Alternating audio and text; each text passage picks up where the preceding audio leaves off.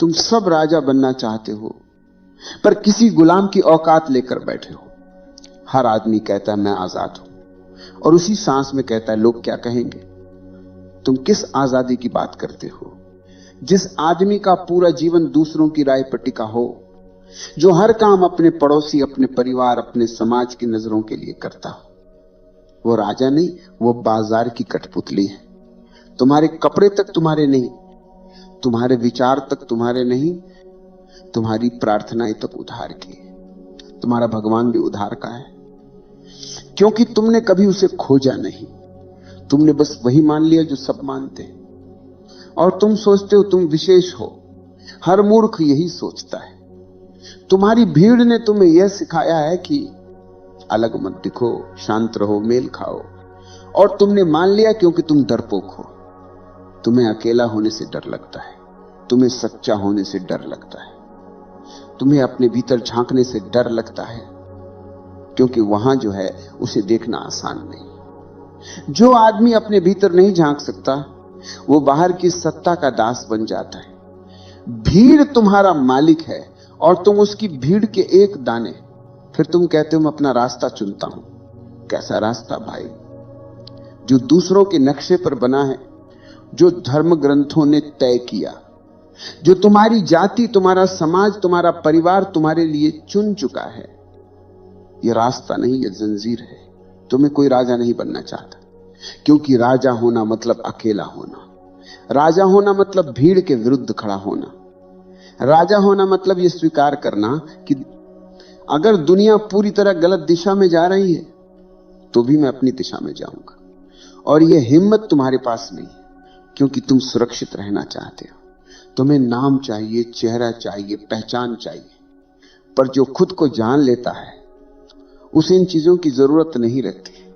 भीड़ में जो खड़ा है वह सुरक्षित है पर मरा हुआ है, और जो अकेला निकलता है वह असुरक्षित है पर जीवित है। जीवित आदमी हमेशा जोखिम में रहता है, और तुमने सुरक्षा चुनी, इसलिए तुम्हारा जीवन एक लंबा डर बन गया है। तुमने कभी गौर किया है? तुम्हारी सारी नैतिकता डर पर बनी। ऐसा मत करो वरना लोग क्या कहेंगे, वैसा मत सोचो वरना भगवान सजा देगा। अकेले मत चलो वरना गिर जाओगे। पर गिरने से डरने वाला आदमी कभी उड़ना नहीं सीखता। राजा वही है जो गिरता है और फिर उठता है। भीड़ वाले कभी नहीं गिरते, क्योंकि वे कभी चलते ही नहीं। वे वहीं खड़े हैं, एक दूसरे को पकड़कर, एक दूसरे को ढांढस देते हुए कि हम ठीक हैं। और यही उनकी कब्र है। जो भीड़ के साथ चलता है वो भीड़ के साथ मरता है। जो अकेला चलता है वो मृत्यु के पार जाता है। तुम सोचते हो कि भीड़ तुम्हें समर्थन देगी। नहीं भाई, भीड़ केवल कायरों का घर है। भीड़ को सच्चा आदमी कभी पसंद नहीं आता। भीड़ को भीड़ चाहिए। भीड़ को वो पसंद है जो हां कहे, जो झुके, जो सहमति दे। भीड़ को विरोध से डर लगता है, क्योंकि विरोध सोचने पर मजबूर करता है। इसलिए अगर तुम सोचते हो तुम्हें भीड़ सम्मान देगी तो तुम पागल हो। भीड़ ने कभी सत्य को सम्मान नहीं दिया। भीड़ ने हमेशा उसे सूली पर चढ़ाया है। सुकरात मरा, ईसा मरा, मंसूर मरा, बुद्ध ने अकेलापन चुना, और तुम सोचते हो भीड़ तुम्हारा साथ देगी। तुम्हें राजा बनना है तो पहले मरने की हिम्मत चाहिए, क्योंकि राजा मरने से नहीं डरता, वो मरकर जीता है। भीड़ तुम्हें सुरक्षा देती है, पर उसकी कीमत है तुम्हारी आत्मा। जो आदमी भीड़ में है वो कभी खुद नहीं रह पाता। वह हंसता भी है तो दूसरों के अनुसार, रोता भी है तो अभिनय में। भीड़ ने तुम्हें शुरू से प्रशिक्षित किया है कि तुम्हें दूसरों जैसा बनना है।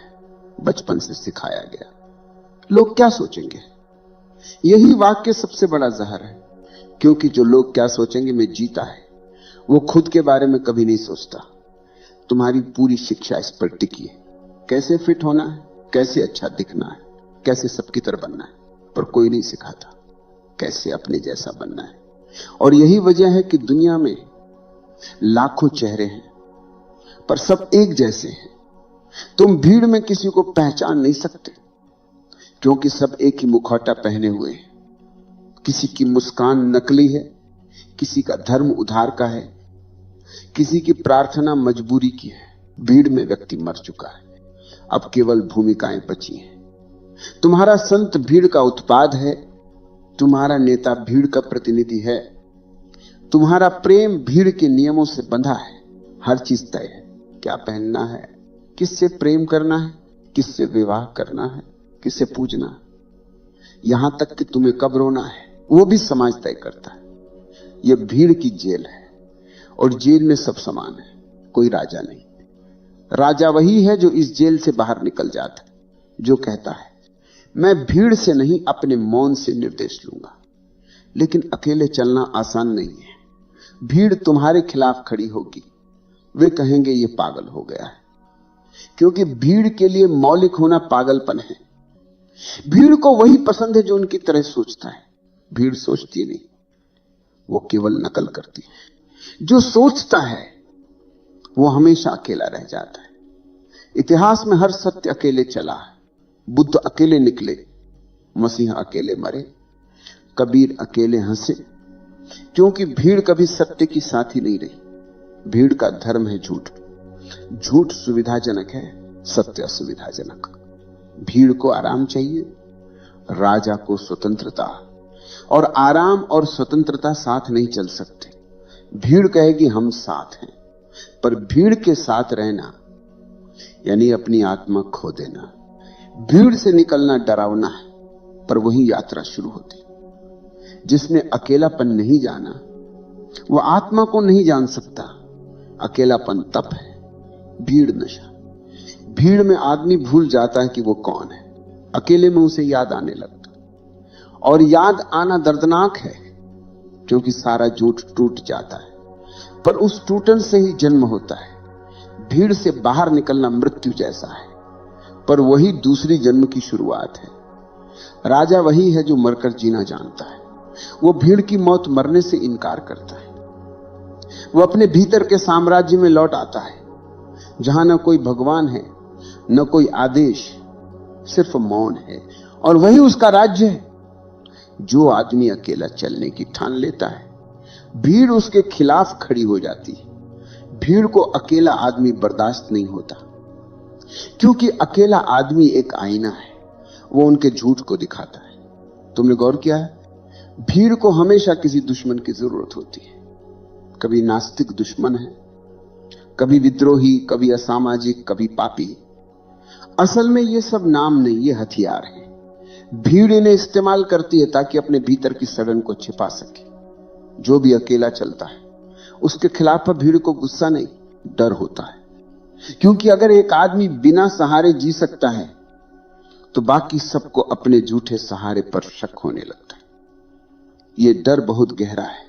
इसलिए जब तुम अलग चलते हो तो भीड़ तुम पर हंसेगी, फिर नफरत करेगी, फिर पत्थर मारेगी, पर अंत में वही भीड़ तुम्हारी मूर्ति बनाएगी, क्योंकि वो मरों से नहीं डरती, सिर्फ जीवितों से डरती है। ये समाज संतों से प्यार नहीं करता, ये मृत संतों से प्यार करता है। क्योंकि जीवित संत प्रश्न पूछता है, मरा हुआ संत केवल पूजा करवाता है। जीवित आदमी असुविधाजनक है, मरा हुआ आदमी उपयोगी है।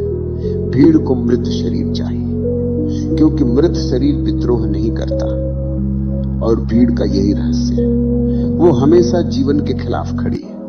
उसकी हर संस्कृति, हर परंपरा, हर नैतिकता जीवन के विरुद्ध है, क्योंकि जीवन अनिश्चित है और भीड़ को निश्चितता चाहिए। तुम देखते हो, हर आदमी सुरक्षा चाहता है। वो घर में ताला लगाता है, दिल में दीवारें खड़ी करता है, दिमाग में नियम बनाता है।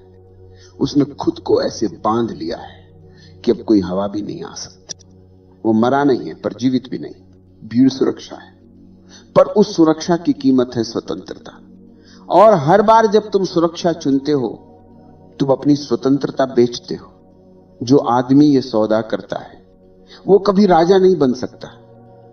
जो अकेला चलने निकलता है वह डर से गुजरता है। पहल उसे लगता है जैसे धरती खिसक गई। अब कोई सहारा नहीं, कोई सलाह नहीं, कोई दिशा नहीं।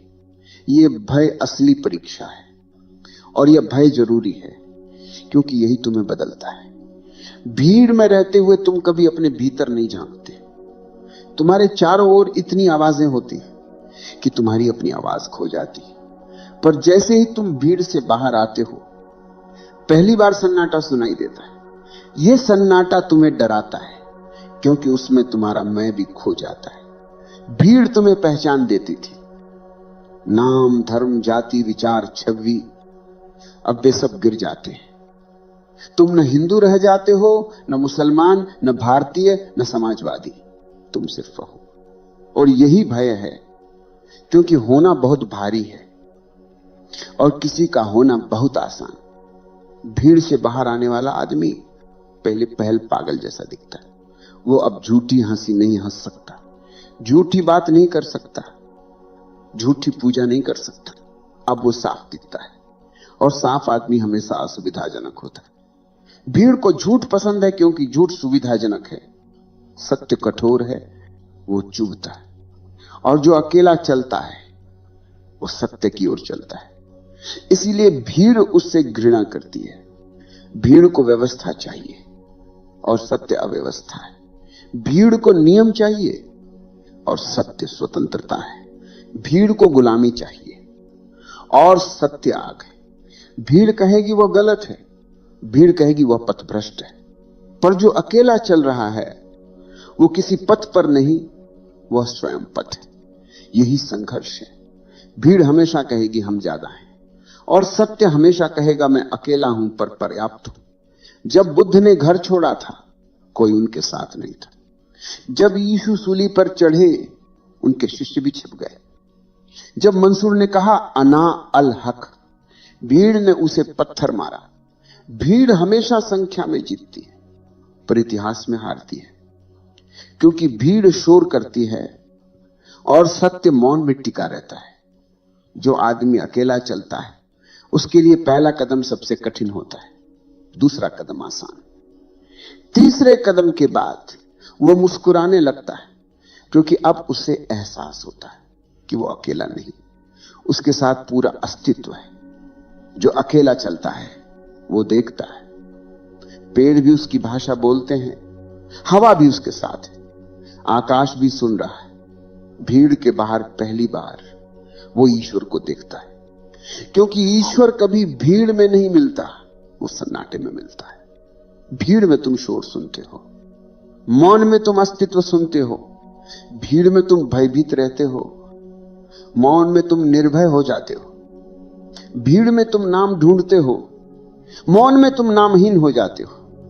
और वही नामहीनता राजत्व है। राजा वही है जिसे अब किसी पहचान की जरूरत नहीं। वो कुछ बनना नहीं चाहता, क्योंकि वो पहले ही है। उपनिषद में एक वाक्य है, नायमात्मा बलहीन लभ्य, आत्मा दुर्बल को नहीं मिलती। और दुर्बल कौन है?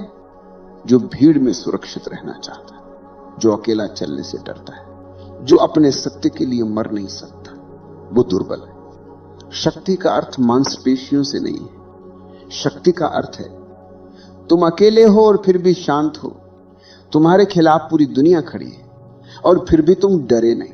ये है शक्ति। ये श्लोक कहता है कि केवल वही आत्मा को जानता है जो अकेले चलने का साहस रखता है, क्योंकि आत्मा भीड़ का हिस्सा नहीं है। आत्मा भीड़ से मुक्त चेतना है। भीड़ तुम्हें बताती है मिलजुल कर रहो, सहयोग करो, पर क्या तुमने देखा नहीं ये सहयोग कैसा है? ये मजबूरी का सहयोग है। यहां कोई प्रेम नहीं, सिर्फ स्वार्थ है। भीड़ का धर्म है एक दूसरे की कमजोरी ढंकना। भीड़ कमजोरों का समूह है, और राजा अकेले चलता है क्योंकि वो अपनी कमजोरी से भागता नहीं, वो उसका सामना करता है। वो अपने भीतर के अंधेरे को देखता है।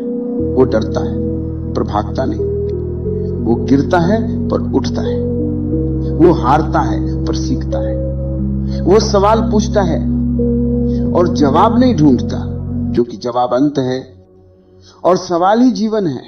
भीड़ को जवाब चाहिए, राजा को यात्रा चाहिए।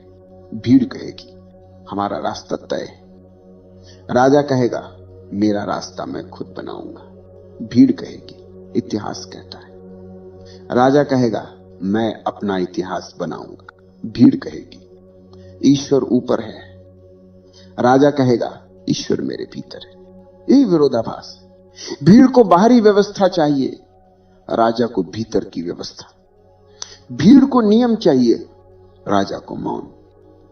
भीड़ को नारा चाहिए, राजा को सत्य। भीड़ सोचती अकेला आदमी कमजोर है, पर मैं कहता हूं अकेला आदमी ही बलवान है, क्योंकि उसका कोई सहारा नहीं और यही उसकी ताकत है। भीड़ के पास संख्या है, पर राजा के पास साहस है।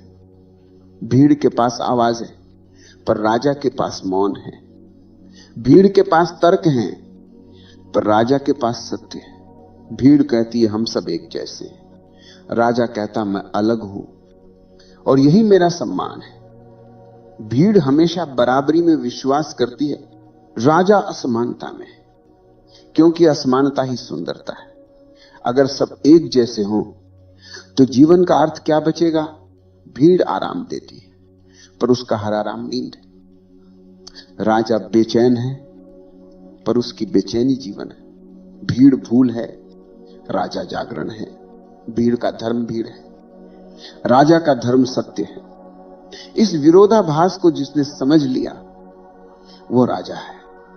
भले उसके सिर पर ताज न हो, भले उसके पास राज्य न हो, भले लोग उसे पागल कहें। जो समाज के लिए पागल है वो ईश्वर के लिए संपूर्ण है। भीड़ के पास तर्क होगा, राजा के पास अनुभव।